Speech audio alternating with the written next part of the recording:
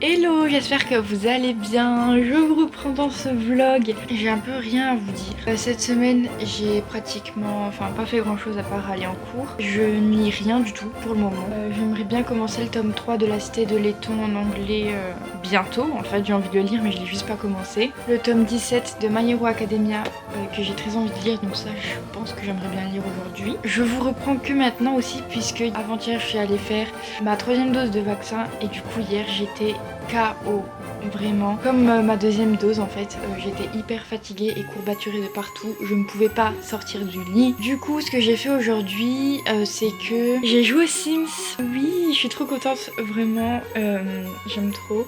Du coup, là, j'ai joué aux Sims. Après avoir joué, j'ai mis en ligne mon book haul que vous avez déjà vu, je crois, mercredi, si je dis pas de bêtises. Du coup, voilà, j'ai rien d'autre à vous dire. Donc, voilà, là, j'ai envie de me poser. Il est 4 h, je crois, et je vais aller promener Marvel. Et après, je pense que je vais me faire une boisson chaude et je vais lire le tome 17 de My Hero Academia.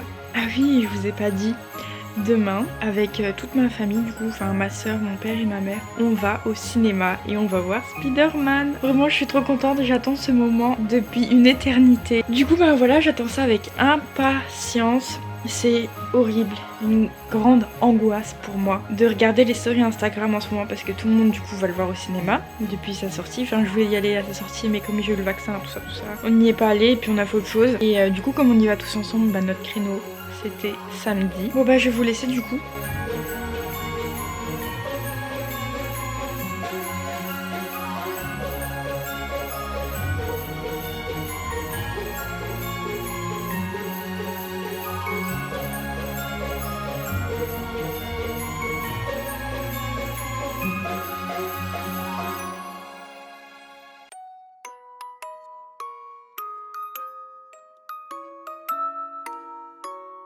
Je vais voir Spider-Man au cinéma. Vraiment, du coup, pour l'occasion, je vais vous montrer mon outfit of the day. Voilà, du coup, mon magnifique pull Marvel. Voilà, Spider-Man est juste là. Et j'ai même mis les chaussettes Marvel. Et là, il y a un petit Marvel. Ouh là là, les Marvelous. Oh, Marvel. Voilà, Spider-Man. Captain America. Iron Man et Spider-Man. Et là, ma petite collection de pop Marvel. C'est faux, Marvel, ce n'est pas du tout ma vie. Pas du tout. Du coup, je disais que ça faisait longtemps qu'on s'était pas retrouvés ici. Et aujourd'hui, j'ai un petit update lecture à vous faire. Puisque du coup, vous avez vu hier soir, on a regardé Maman, j'ai raté l'avion.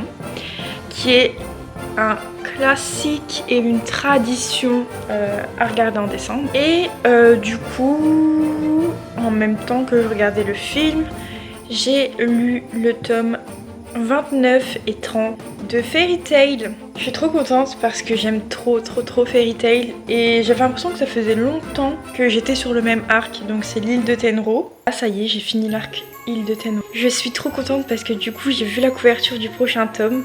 Il y a Sting. J'ai trop envie d'être dans l'arc tournoi de magie et juste j'aime trop Fairy Tail. Je suis presque à la moitié, vous vous rendez compte?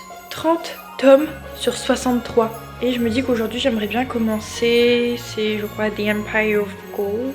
Donc du coup voilà, je pense que je vais vous laisser, je vais lire ou alors je vais jouer, je ne sais pas, parce qu'en ce moment je joue beaucoup.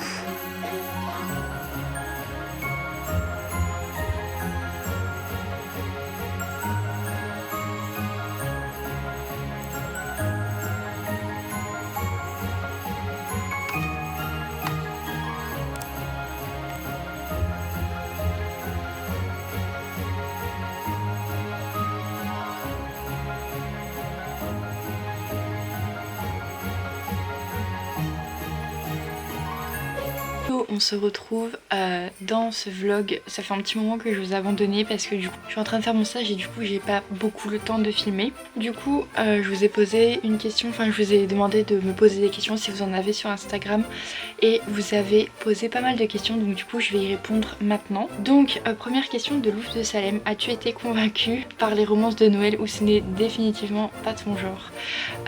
Alors je lis assez peu de romances contemporaine, je lis plus trop ça. C'est un genre que je lisais énormément au début et surtout ce que je n'aime pas c'est les romances gnangnan et cucu, et du coup c'est typiquement ce qu'est une romance de Noël, donc c'est un peu compliqué. Ouais, ça dépend lesquels romans, parce que Rendez-moi Noël de Juliette Bonte, je tiens à souligner que ce livre c'est le seul livre de Noël de cette année que j'ai lu et qui était vraiment bien, c'était une bonne lecture.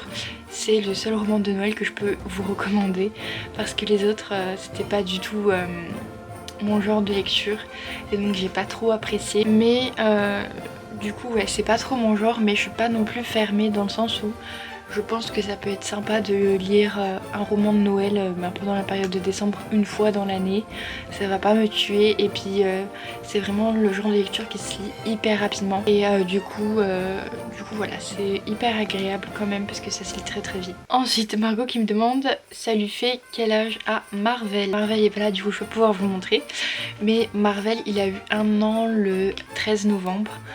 Et ça va faire 1 an qu'il vit avec nous le 23 février.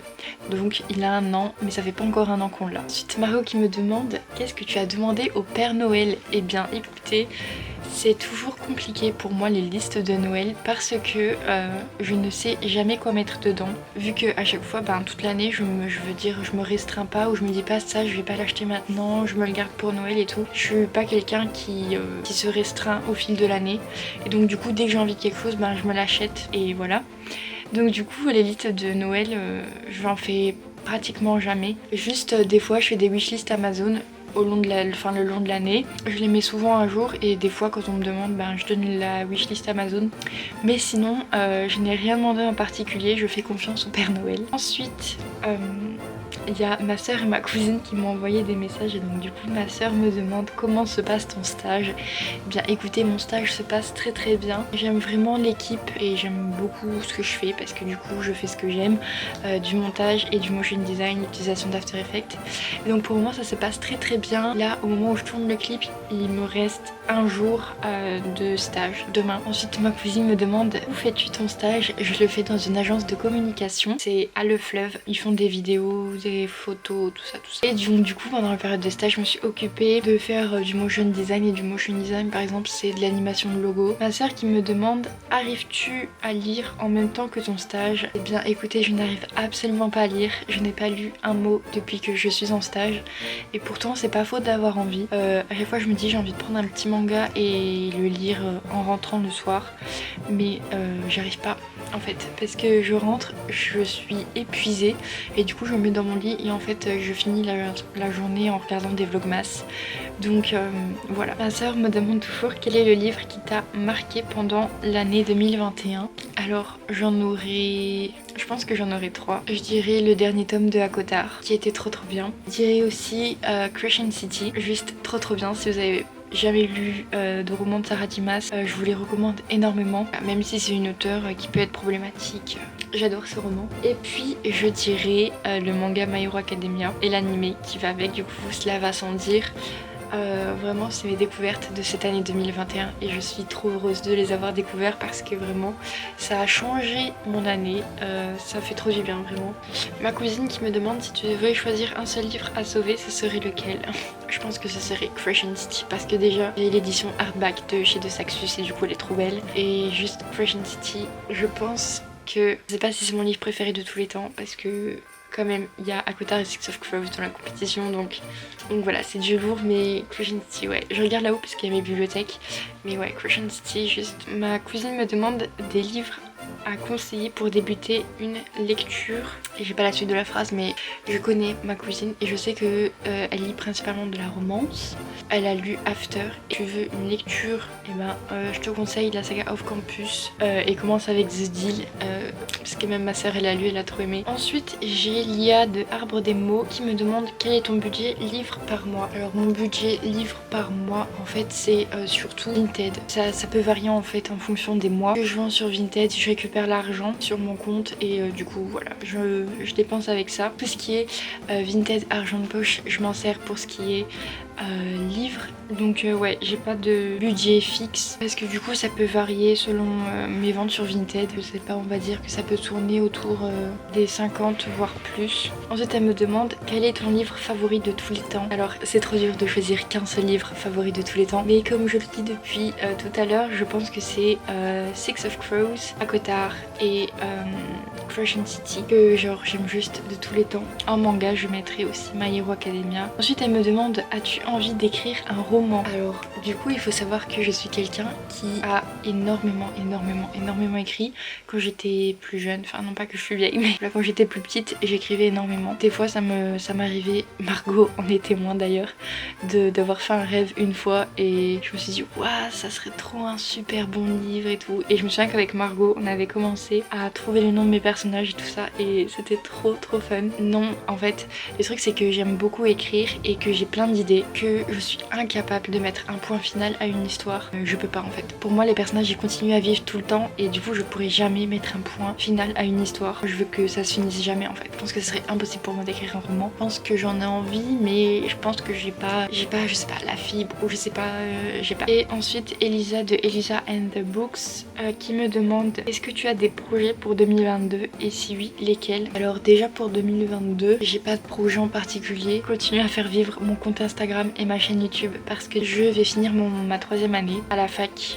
Je termine cette année scolaire et ensuite j'arrête l'école, peu importe l'issue de ma fac, si j'ai ou pas ma 3e année. Je viens déjà d'un BTS et du coup j'ai eu mon diplôme et donc là j'ai voulu faire une 3e année à la fac pour avoir un bac plus 3. Après ça je vais chercher du travail, je vais être beaucoup plus occupée. Je pense que j'aurai beaucoup moins de temps pour maintenir la chaîne mais c'est quelque chose que je veux continuer à faire parce que j'aime énormément partager avec vous créer du contenu parce que j'aime énormément faire des vidéos, les tourner, les monter, ça me plaît beaucoup donc j'aimerais continuer et ne pas arrêter. Et sinon non, pas de projet en particulier, on verra ce que l'avenir nous réserve. Voilà c'est tout pour ce vlog, j'espère qu'il vous aura plu, qu'il n'aura pas trop traîné en longueur pardon parce que du coup ça fait un petit temps que je vous ai pas repris là. J'espère que cette vidéo vous aura plu, en attendant je vous fais plein de gros bisous et je vous dis à bientôt, bye.